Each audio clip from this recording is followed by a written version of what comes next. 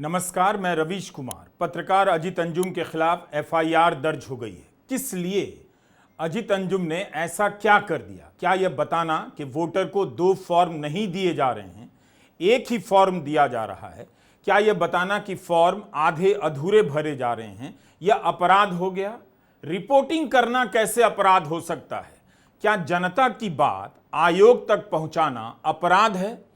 चुनाव आयोग को एक रिपोर्टर द्वारा उठाए गए सवालों पर कार्रवाई करनी चाहिए या रिपोर्टर के खिलाफ ही एफआईआर करा देनी चाहिए? मेरे खिलाफ बेगूसराय जिले में एफआईआर दर्ज हुई है और एफआईआर दर्ज इसलिए की गई है क्योंकि मैंने बेगूसराय में एसआईआर के दौरान बलिया प्रखंड में जिस तरह से आधे अधूरे फॉर्म भरकर जमा हो रहे थे, अपलोड हो रहे थे, उस पर एक स्टोरी की थी, उस पर एक वीडियो किया था और वीडियो अपलोड होते ही मेरे YouTube चैनल पर उस वीडियो के पब्लिश होते ही हंगामा मचा था और उस हंगामे से मुझे यह अंदाजा था, जिस तरह से अफसरों में खलबली थी, मुझे अंदाजा था, आशंका थी कि एफआईआर दर्ज हो सकती है और एफआईआर दर्ज हुई है। एक जमाना था जब चुनाव आयोग इस बात का स्वागत करता था कि मीडिया जमीन से सच्चाई दिखाए, कमियों को दिखाए और उसे फीडबैक की तरह लेता था, अपने आप सुधार करता था। लेकिन लगता है वाकई यह नया आयोग है। एफआईआर से साफ है कि चुनाव आयोग ने अजीत अंजुम की इस रिपोर्ट को अपने खिलाफ देखा है, अपने ईगो पर ले लिया कि एक पत्रकार ने कैसे रिपोर्ट कर दिया कि बीएलओ वोटर को 2 फॉर्म नहीं दे रहे, जिसमें एक फॉर्म पावती का है, प्राप्ति का है, रिसीविंग का है। क्या वोटर के अधिकार का उल्लंघन होगा और उसकी रिपोर्टिंग की जाएगी तो एफआईआर होगी? अजीत अंजुम ने ट्वीट कर जानकारी दी है कि मुझे स्थानीय बीडीओ और एसडीओ की तरफ से कॉल करके वीडियो डिलीट करने के लिए कहा गया। मैंने उनकी बात नहीं सुनी और नतीजा सामने है। बिहार में चुनाव आयोग के तौर तरीकों पर 100 सवाल हैं। उन सवालों का जवाब देने के बजाय अब पत्रकारों को डराने की कवायद शुरू हुई है। इस वीडियो में मैंने अपना पक्ष रख दिया है। डरूंगा नहीं, जो सच है वही दिखाऊंगा, जो खामियां हैं उन पर रिपोर्ट करूंगा। एफआईआर की अधिकृत सूचना का इंतजार कर रहा हूं। मैं कल रात किशनगंज से बेगूसराय आ गया हूं ताकि मेरी तलाश में प्रशासन को ज्यादा परेशानी ना हो। अजीत अंजुम ने बताया कि एक बीएलओ की तरफ से एफआईआर दर्ज कराई गई है। बीएलओ मोहम्मद अंसारुल हक ने एफआईआर कराई है कि यूट्यूबर अजीत अंजुम, उनके सहयोगी एवं कैमरामैन अनधिकृत रूप से जनगणना स्थल पर प्रवेश कर हमसे सवाल जवाब लेने की कोशिश करने लगे कि आपके बूथ में कितने मतदाता हैं, आपने कितने प्रपत्र दिया, कितने का वापस प्राप्त हुआ, आपके बूथ में कितने मुस्लिम मतदाता हैं, कितने मतदाताओं ने फॉर्म के साथ पेपर जमा किया। मैंने बताया कि मेरे बूथ में 1020 मतदाता हैं, मैंने सभी को फॉर्म बांट दिया, पुनः पेपर के साथ प्राप्त कर लिया। यूट्यूबर अजीत अंजुम का फोकस इस बात पर था कि मुस्लिम मतदाता को परेशान किया जा रहा है, जो कि सरासर गलत है। यूट्यूबर द्वारा 1 घंटा तक कार्य करने नहीं दिया गया, जिससे कार्य में काफी बाधा उत्पन्न हुई। अतः श्रीमान से अनुरोध है कि अजीत अंजुम यूट्यूबर एवं उनके अन्य सभी सहयोगी पर सरकारी कार्य में बाधा डालने तथा सांप्रदायिक द्वेष फैलाने से संबंधित सुसंगत धाराएं लगाते हुए प्राथमिकी दर्ज की जाए। यूट्यूब सिर्फ एक माध्यम है। अजीत अंजुम उस माध्यम पर रिपोर्ट करने वाले पत्रकार हैं। उन्हें यूट्यूबर लिखा गया है, पत्रकार नहीं। शब्दों का चयन मायने रखता है। अजीत अंजुम पत्रकार पहले हैं। इस एफआईआर की भाषा बता रही है कि बीएलओ पर दबाव भी हो सकता है। किसी अधिकारी ने एफआईआर नहीं की। जिलाधिकारी ने बयान जारी किया था कि अजीत अंजुम की रिपोर्ट भ्रामक है, मगर उनकी तरफ से एफआईआर नहीं हुई। एफआईआर के लिए अलग ही आधार चुना गया। सरकारी काम में बाधा डालने का। वोटर को दूसरा फॉर्म क्यों नहीं मिल रहा है, बीएलओ ने क्यों नहीं दिया, इसका जवाब आयोग को देना चाहिए। अब आप देखिए, अजीत अंजुम ने अपने वीडियो में जो दिखाया है उस पर एफआईआर नहीं हुई है। कैसे करते? भास्कर के ही 100 रिपोर्टर ने वही बात छापी है। क्या 100 रिपोर्टर पर एफआईआर हो सकती है? तो एफआईआर में सरकारी काम में बाधा डालने और सांप्रदायिकता फैलाने का आरोप लिखा गया। क्या अजीत अंजुम अकेले पत्रकार हैं जिन्होंने यह सच्चाई दिखाई? कहीं दस्तावेज नहीं होने, कहीं दस्तावेजों में आधार का जिक्र ना होने के बाद भी आधार नंबर लिए जाने की रिपोर्ट तो आ ही रही थी। मगर अजीत अंजुम ने एक ऐसे सवाल को उठा दिया जिससे वोटर भी अनजान था, और वो सवाल था दूसरे फॉर्म का। इस दूसरे फॉर्म की बात अजीत अंजुम की रिपोर्ट के बाद ज्यादा होने लगी। भास्कर ने इतनी बड़ी बैनर हेडलाइन लगाई है, मोटे मोटे अक्षरों में लिखा है अवैध वसूली। दोबारा से पढ़ता हूं, अवैध वसूली लिखा है, रिसीविंग नहीं। यही बात तो अजीत अंजुम ने दिखाई कि वोटर कह रहे हैं कि उन्हें प्राप्ति की रसीद फॉर्म नहीं दिया जा रहा है। बीएलओ कंफ्यूज, भास्कर की यह हेडलाइन है, अवैध वसूली, रिसीविंग नहीं, बीएलओ कंफ्यूज। बिहार में मतदाता सूची पुनरीक्षण कार्य में लापरवाही भी सामने आ रही है। कहीं फॉर्म की कमी है, कहीं पावती रसीद रिसीविंग का अभाव। बीएलओ न घर जा रहे हैं, ना ही ठीक से फॉर्म भरवा रहे हैं, वे खुद भी कंफ्यूज हैं। नतीजा लोगों में असमंजस है। भास्कर ने 100 रिपोर्टर उतार दिए और उसके 100 रिपोर्टरों के बाद खबर लिखी गई है कि वोटर की जांच के लिए बीएलओ घर घर नहीं जा रहे और कहीं भी पावती रसीद नहीं दी जा रही। ऑनलाइन फॉर्म भरने के लिए अवैध वसूली चल रही है। ठीक से पढ़िए, 10 बार पढ़िए इस रिपोर्ट को और छाती पीटिए कि क्या हमारा लोकतंत्र इस हाल में आ गया? क्या चुनाव आयोग इस तरह से काम करेगा? कहीं भी जाइए, जनता कह रही है उसे 2 फॉर्म नहीं दिए गए और उनमें से एक फॉर्म रिसीविंग का, पावती का, प्राप्ति के लिए तो बिल्कुल नहीं दिया गया। भास्कर ने भी लिखा है कि कहीं भी पावती रसीद नहीं दी गई, ना ही घरों पर स्टिकर चिपकाया गया। अधिकांश जगहों पर बीएलओ घर जाने के बजाय किसी पेड़ या सरकारी भवन पर बैठे दिखे। जगह जगह पर मतदाता बोल रहे हैं कि रसीद फॉर्म, पावती प्राप्ति का फॉर्म या अंग्रेजी में रिसीविंग फॉर्म नहीं मिला है। यही बात तो अजीत अंजुम ने अपनी रिपोर्ट में दिखाई थी। हाँ, बीएलओ साहब आए, हमने उनका आदेश देखा कि क्या आदेश है, उन्होंने फरमा दिया। उसके बाद उन्होंने आधार कार्ड लेकर वेरीफाई किया, नोट किया, मेरा नाम नोट किया और दस्तखत कराया। हम लोग वेल सेटिस्फाइड हो गए, कहीं कोई आपत्ति हम लोग की नहीं। उसके बाद जो है आपके पास कोई रिसीविंग फॉर्म दी है? वो रिसीविंग का प्रावधान नहीं थे। हमने तलब किया कि ऐसा है, उन्होंने कहा रिसीविंग का कोई प्रावधान नहीं है। बताइएगा कि मतलब बीएलओ के द्वारा आप लोगों को फॉर्म दिया गया है? जी, हाँ, क्या कुछ लिया गया? एक फॉर्म दिया गया, हमने उनको एक फ़ोटो दिए हैं और पहचान पत्र दिए। पहचान पत्र के रूप में क्या दिए? हमारे पास दोनों है। हाँ। ये पास ये भी है, पहले का जो वोटर लिस्ट गिराए हुए थे, हाँ। उसका भी है। हाँ। और पहचान पत्र भी है। हाँ। पहचान पत्र भी, आधार कार्ड भी, दोनों दिए हैं। कोई रिसीविंग दिया गया है? नहीं, कोई रिसीविंग नहीं दिया गया।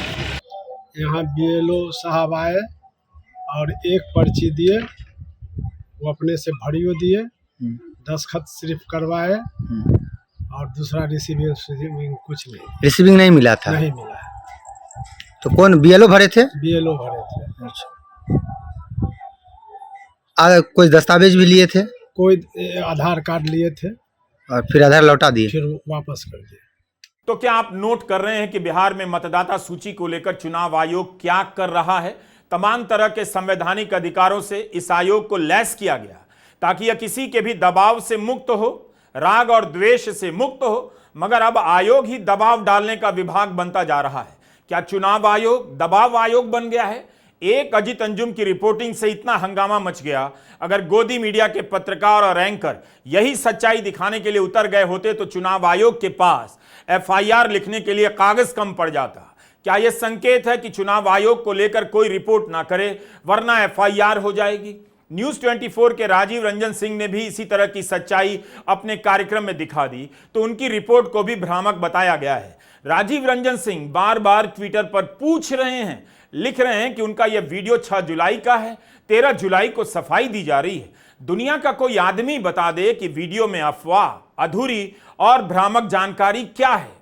अजीत अंजुम का भी यही सवाल है। उनके वीडियो में ऐसा क्या है? बोर्ड पर साफ साफ लिखा है, आप भी जाकर देख सकते हैं किसी भी जिले में, कि बीएलओ 2 फॉर्म देगा, एक फॉर्म भरने के बाद अपने साथ ले जाएगा और एक फॉर्म वोटर के पास छोड़ा जाएगा। क्या सारे वोटर को दूसरा फॉर्म मिला है? अगर एक वोटर को भी नहीं मिला है तो क्या इसकी रिपोर्टिंग करने पर उसे भ्रामक और अधूरी रिपोर्ट कह देंगे? तरह तरह की धाराओं में, तरह तरह के आरोपों में एफआईआर करेंगे? अजीत अंजुम की रिपोर्ट के बाद भी जिलाधिकारी सह निर्वाचन अधिकारी ने इसी तरह की सफाई दी और उनकी रिपोर्ट को भ्रामक बताया। अजीत अंजुम ने दावा किया है कि उन्हें फोन कर वीडियो डिलीट करने के लिए कहा गया, उन्होंने मना कर दिया। वो बार बार पूछ रहे हैं कोई बताएं तो कि उन्होंने क्या गलत किया है। लिखा होगा क्या करेंगे बीएलओ 25 जून के उपरांत आपके घर आएंगे, पूर्व से भरे हुए एन्यूमरेशन फॉर्म की 2 प्रतियां आपको देंगे, आपका फॉर्म भरने में मार्गदर्शन करेंगे, आपके द्वारा भरे हुए गणना पत्र को स्वप्रमाणित दस्तावेजों के साथ एकत्रित करेंगे, आपको पावती देंगे। मतलब क्या कहा कि बीएलओ 2 फॉर्म लेकर आएंगे, 2 आपको देंगे और उसके बाद आपके जो एक भरा हुआ फॉर्म वो लेंगे और आपको पावती देंगे, मतलब एक फॉर्म आपको देंगे। सिर्फ एक आदमी के जमीन पर जाकर रिपोर्ट करने से इतना तहलका मचा है। सही सवाल पूछने के बदले अजीत अंजुम पर एफआईआर हो रही है। गोदी मीडिया के संसाधनों से तुलना करेंगे तो यूट्यूब के पत्रकारों के पास खास संसाधन नहीं है, कोई मुकाबला नहीं है। अगर गोदी मीडिया चाहता तो अपने संसाधन लगाकर बिहार के हर जिले से शानदार रिपोर्टिंग कर सकता था, जनता की बात को आयोग तक पहुंचा सकता था। उसके पास ऐसे पत्रकार हैं जो गली गली घूमकर यह काम कर सकते थे, लेकिन उन्हें घर पर बिठा दिया गया। यही गोदी मीडिया हर साल, पूरे साल यूपी बिहार से कितनी रिपोर्ट करता है आप यह भी देखिए। प्रधानमंत्री के दौरे पर या मंदिर दर्शन पर हर जगह से आम लोगों की प्रतिक्रियाएं तुरंत ले आता है, लेकिन जब बिहार में इतनी बड़ी कार्रवाई चल रही है जो हर वोटर को प्रभावित कर सकती है, तब गोदी मीडिया चुप होकर दिल्ली में बैठ गया है। हमारे पास अजीत अंजुम के वीडियो को दिखाने की अनुमति है, लेकिन हम इस वजह से इस्तेमाल नहीं कर रहे हैं कि हम चाहते हैं कि इतनी मेहनत से तैयार की गई रिपोर्ट को आप अजीत अंजुम के चैनल पर जाकर ही देखें और यह भी देखें कि इस वीडियो को कहीं रोका तो नहीं जा रहा है, क्यों कम लोगों तक यह वीडियो पहुंच रहा है।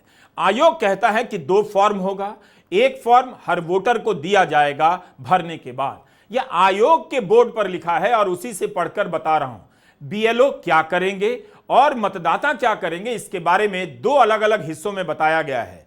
पोस्टर पर लिखा है बीएलओ 25 जून के उपरांत आपके घर आएंगे, पूर्व से भरे हुए एनुमरेशन फॉर्म 2 प्रतियों में आपको देंगे, आपका फॉर्म भरने में मार्गदर्शन करेंगे, आपके द्वारा भरे हुए गणना प्रपत्र को स्वप्रमाणित दस्तावेजों के साथ एकत्रित करेंगे और आपको पावती देंगे, रिसीविंग देंगे। मतदाता को क्या करना है इसके बारे में भी लिखा है कि पहले से भरी हुई जानकारी के साथ दोनों प्रतियों में फॉर्म भरिए, गणना प्रपत्र में अपना नवीनतम फोटो लगाइए, जरूरी दस्तावेजों को स्वयं सत्यापित करके संलग्न कीजिए।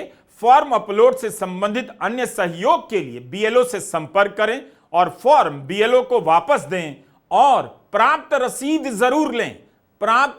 जरूर लें, इस बात को नोट करें। जो लिखा है उसकी जांच करने पर क्या एफआईआर हो सकती है? यही नहीं, पत्रकारों से बात करने पर भी बीएलओ के खिलाफ कार्रवाई करने की खबरें आ रही हैं, उन्हें बोलने से रोका जा रहा है। अजीत अंजुम ने अपने वीडियो में बताया कि उनके खिलाफ बेगूसराय में एफआईआर हुई है। कारण वह वीडियो है जिसमें उन्होंने दिखाया कि किस तरह से आधे अधूरे फॉर्म भरकर जमा किए जा रहे हैं। और यह बात केवल अजीत अंजुम नहीं, बिहार की जनता कह रही है, वो अपनी तरफ से नहीं कह रहे हैं। इस रिपोर्ट के तुरंत बाद बेगूसराय जिलाधिकारी ने एक प्रेस विज्ञप्ति जारी की, जिसे बिहार के मुख्य चुनाव पदाधिकारी ने भी रीट्वीट कर दिया।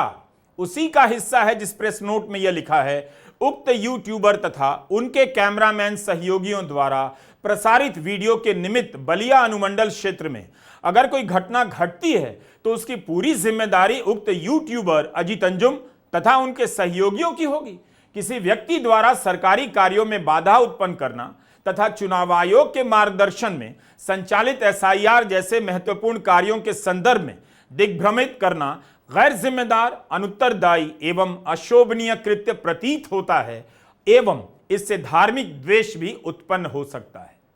तो क्या आयोग यह बता रहा है किस तरह से रिपोर्टिंग करनी है, फिर इसकी दिशा निर्देश जारी कर दे कि अगर उसके निर्देशों का जमीन पर पालन नहीं हो रहा है तो कोई रिपोर्टर नहीं दिखाएगा, इससे धार्मिक द्वेष फैल सकता है। आयोग बताए कि भास्कर के 100 रिपोर्टरों ने जो दिखाया है, क्या उससे भी विद्वेष फैल जाएगा?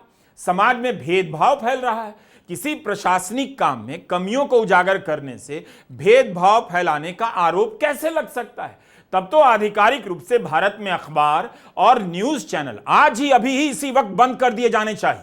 अजीत अंजुम ने साफ कर दिया कि वे डरने वाले नहीं हैं। लेकिन जिस लोकतंत्र के नाम पर बिहार में पुनरीक्षण हो रहा है, उसी लोकतंत्र में एक पत्रकार पर सिर्फ रिपोर्ट करने के कारण एफआईआर हो रही है। भारत के नागरिक के रूप में हर व्यक्ति का कर्तव्य बनता है कि वह इस तरह की खबरों को लेकर सतर्क हो जाए। भले बिहार को लेकर यह काम चल रहा है, लेकिन आपको यह देखना चाहिए कि चुनाव आयोग केवल बिहार के लिए नहीं बना है, सारे देश के लिए बना है। अगर एक आयोग के तौर पर यह संस्था जनता के दबावों से मुक्त हो गई और उस पर ही दबाव डालने लग जाएगी, तो लोकतंत्र के लिए इससे बुरा कुछ भी नहीं हो सकता।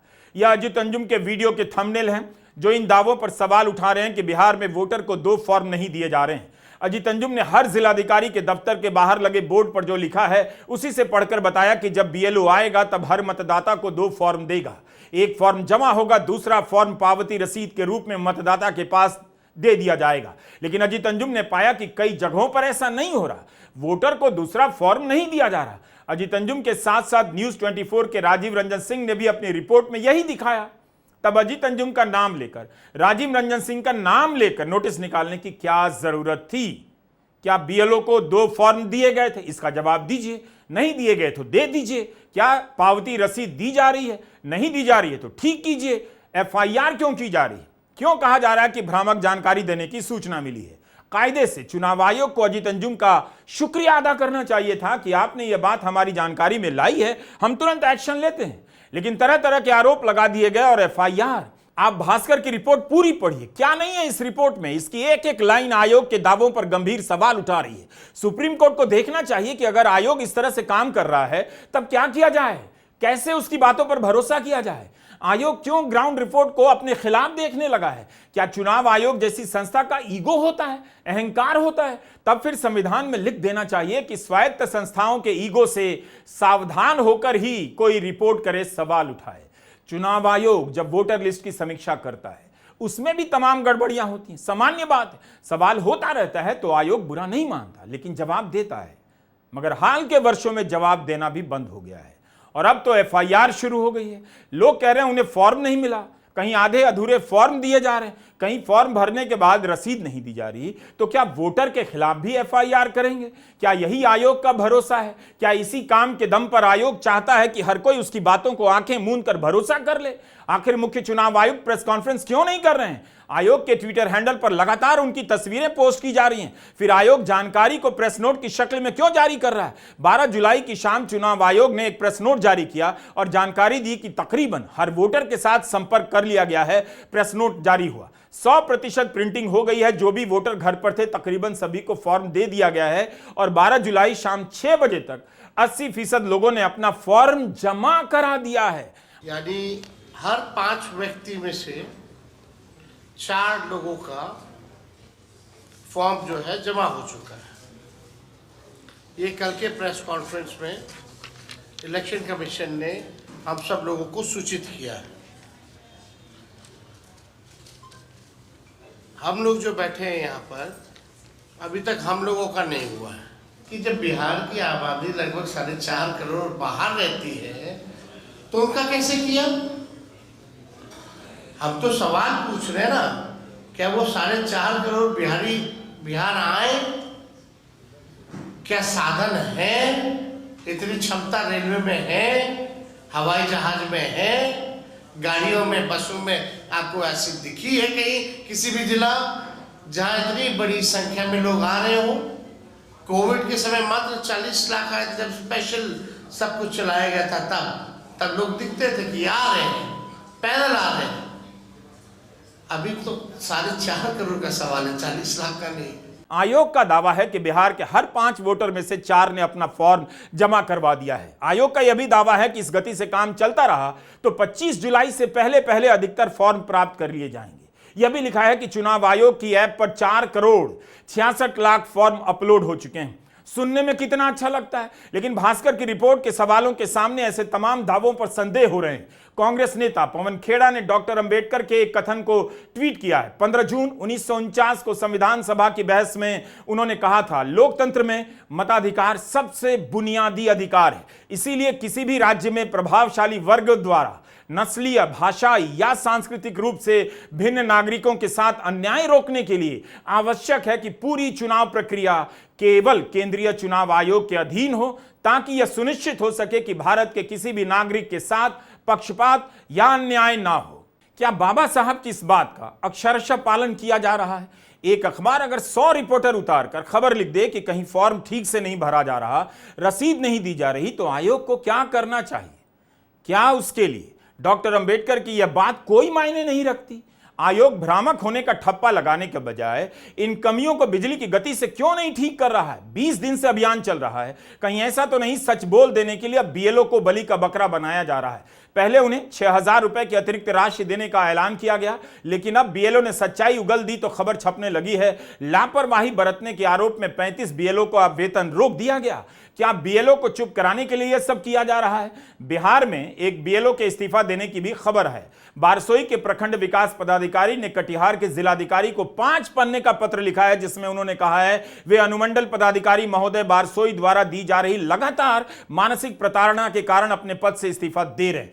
आपसे अपील है, आप दर्शकों से अपील है कि ठहर कर और गंभीरता के साथ इस वीडियो को देखिए। यह सिनेमा का कोई सीन नहीं कि आकर्षक बनाने के लिए संगीत ठूंस दूं और फास्ट कट एडिट से आपकी आंखों को छेक लूं। आपके वोट डालने के अधिकार के साथ क्या हो सकता है, इस काम को गंभीरता से सुनना आप सभी का काम है, चाहे आप निवासी किसी भी राज्य के हों।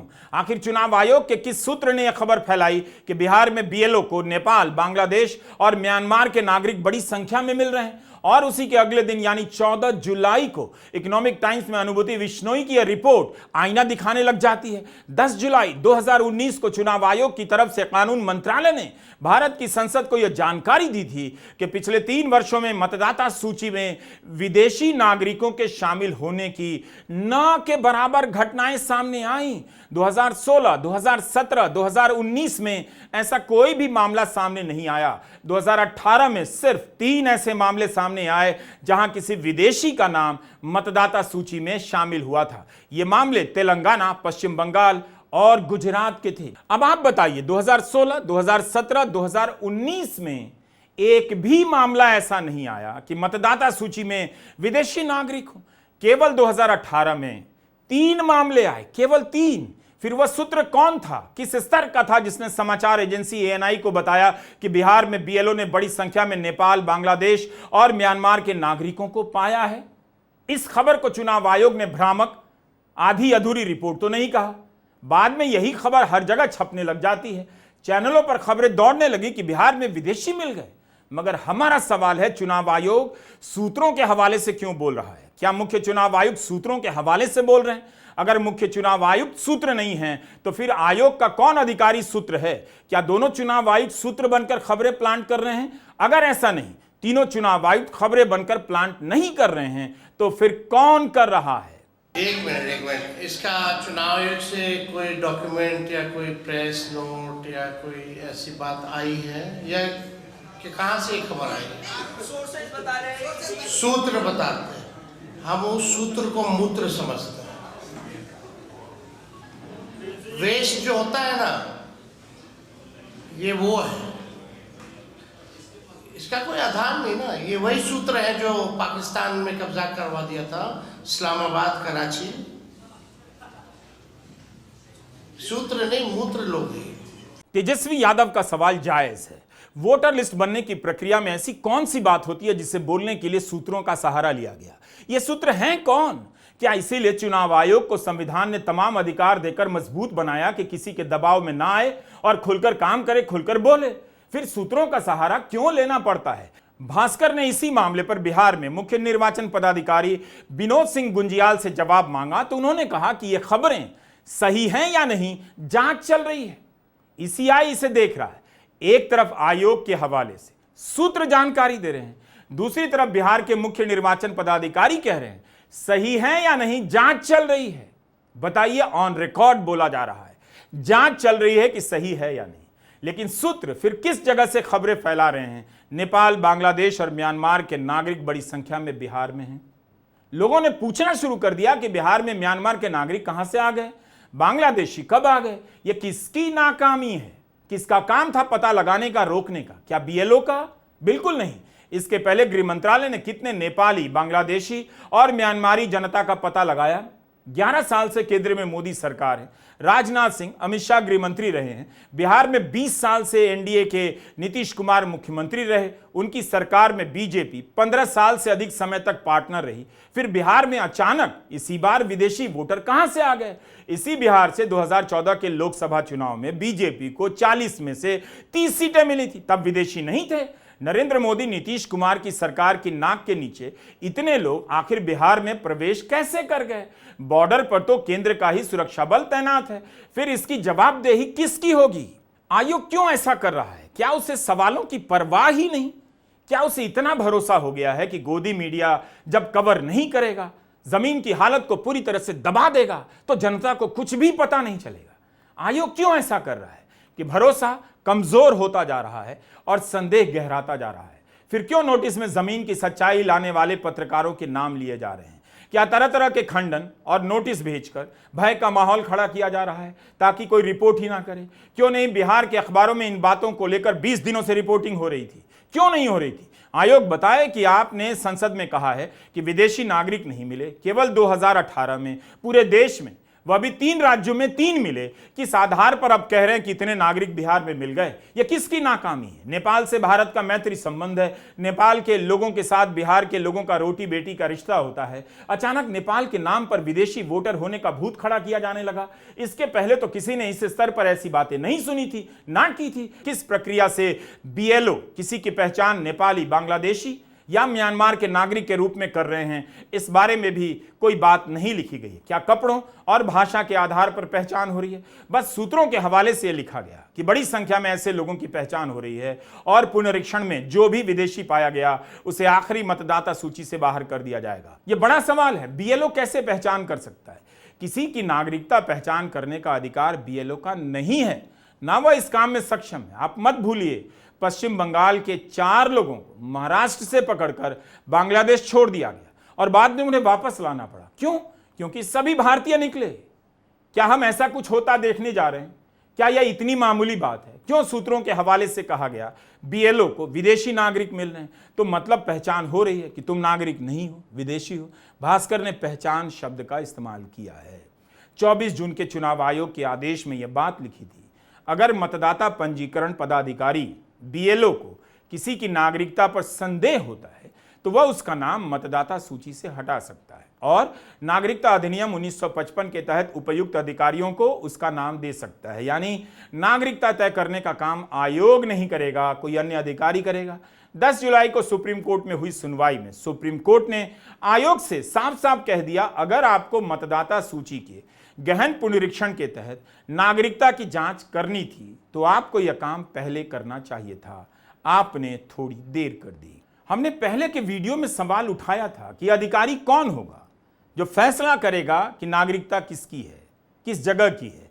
मगर अब चुनाव आयोग के अपने ही सूत्र मीडिया में खबर दे रहे हैं और मीडिया सुप्रीम कोर्ट की बातों को याद नहीं दिला रहा, गायब कर दे रहा है। केवल आयोग के सूत्रों की बातों को आगे बढ़ाता है। खबर देता है कि आयोग के बीएलओ को अवैध प्रवासी मिले हैं और उनका नाम मतदाता सूची से काट दिया जाएगा। यूं ही काट दिया जाएगा? क्या अपील के लिए अब वक्त नहीं दिया जाएगा? तो क्या चुनाव आयोग अपने ही आदेश के खिलाफ जाकर लोगों की नागरिकता के बारे में पुष्टि कर रहा है? हमने मीडिया की रिपोर्ट में बार बार देखा है और आपको बताया भी है कि किसी की नागरिकता साबित करने की प्रक्रियाएं बहुत जटिल होती हैं, काफी समय लगता है। असम के एनआरसी की प्रक्रिया में कई वर्षों के बाद भी यह काम पूरा नहीं हो सका। भारत सरकार नागरिकता का कोई एक प्रमाण पत्र जारी नहीं करती है, कई प्रकार के वेरिफिकेशन से ही यह साबित हो पाता है। फिर बिहार के बीएलओ 4 हफ्ते से भी कम समय में इस निष्कर्ष पर कैसे पहुंच रहे हैं कि कौन विदेशी है? वोटर लिस्ट की जब जब समीक्षा होती है तब बड़ी संख्या में नाम काटे जाते हैं, लेकिन उनका आधार अलग होता है। वोटर की मृत्यु हो जाने पर, निवास स्थान बदल जाने पर या फिर दूसरे क्षेत्र का वोटर बन जाने पर। लेकिन बिहार में अभी साबित नहीं हुआ कौन विदेशी है, लेकिन विदेशी होने का भूत खड़ा कर दिया गया। अचानक विदेशी कैसे आए? 2016, 17, 19 में तो नहीं मिले थे। अगर अब पता चल रहा है तो इसकी जवाबदेही किसकी है? 14 जुलाई के इकोनॉमिक टाइम्स में अनुभूति बिश्नोई की रिपोर्ट में एक अनाम पूर्व मुख्य चुनाव आयुक्त का बयान छपा है। अगर किसी राज्य में किसी विदेशी के होने की खबर मिलती है तो मतदाता पंजीकरण पदाधिकारी BLO कार्रवाई करते हैं, जांच करते हैं। ऐसे लोगों का एपिक कार्ड भी जब्त कर लिया जाता है। अनाम पूर्व मुख्य चुनाव आयुक्त का बयान यह भी छपा है कि अलग अलग प्रकार के मतदाता रिवीजन में नागरिकता के आधार पर सामने आने वाली शिकायतें बहुत ही कम होती हैं, सिर्फ 1 या 2 व्यक्तियों को लेकर ही होती हैं। कभी भी हमें ऐसी जानकारी नहीं मिली कि बड़ी संख्या में विदेशियों का नाम मतदाता सूची में शामिल हुआ है। क्या माहौल बनाने के लिए विदेशी का भूत खड़ा किया जा रहा है? सवाल है कि बिहार के वोटर को 2 फॉर्म नहीं दिए जा रहे हैं। कई जगहों पर वोटर कह रहे हैं रिसीविंग पावती प्राप्ति रसीद के रूप में दूसरा फॉर्म नहीं दिया जा रहा है। क्या इन बातों से ध्यान हटाकर बहस को दूसरी दिशा में ले जाने का प्रयास हो रहा है? बिहार से 30 सीटें एनडीए की सरकार में शामिल हैं। इनमें 12 बीजेपी की, 12 जदयू की हैं। अगर इन 30 सीटों पर अवैध प्रवासियों ने वोट डाले हैं तो क्या इनके चुनावी नतीजों को मान्यता मिलनी चाहिए? अगर इन 30 सीटों को एनडीए की गिनती से हटा दिया जाए तो सरकार का वजूद खतरे में पड़ सकता है। अजीत अंजुम के खिलाफ एफआईआर दुर्भाग्यपूर्ण घटना है। एक पत्रकार को मुकदमे में फंसाए रखने के लिए यह सब किया जा रहा है। जो पत्रकार दिन रात गोदी चैनलों पर बैठकर नफरत फैलाते हैं, जिन्हें अदालत ने, ब्रॉडकास्टर्स की नियामक संस्था ने नफरत फैलाने का दोषी पाया है, दंड दिया है, जुर्माना लगाया है, एक बार नहीं कई बार उन चैनलों और उनके गोदी एंकरों के खिलाफ कोई कार्रवाई नहीं हुई। लेकिन अजीत अंजुम के खिलाफ यह आरोप लगा दिया गया। बहुत अफसोस की बात है, बिहार की जनता साक्षर नहीं है, सक्षम नहीं है। बड़ी आबादी ऐसी खबरों की बारीकी को नहीं जान पाती है। उसका फायदा इस तरह से नहीं उठाया जाना चाहिए कि जनता को पता न चले कि वोट देने के अधिकार के साथ कहीं धोखा तो नहीं हो रहा। यह हर वोटर के अधिकार का सवाल है। इसकी प्रक्रिया तमाम सवालों और संदेहों से ऊपर होनी चाहिए। आखिर इस मुद्दे पर लोग आलसी कैसे हो सकते हैं? उन्हें क्यों नहीं लग रहा है कि यह बेहद गंभीर मसला है? नमस्कार, मैं रवीश कुमार।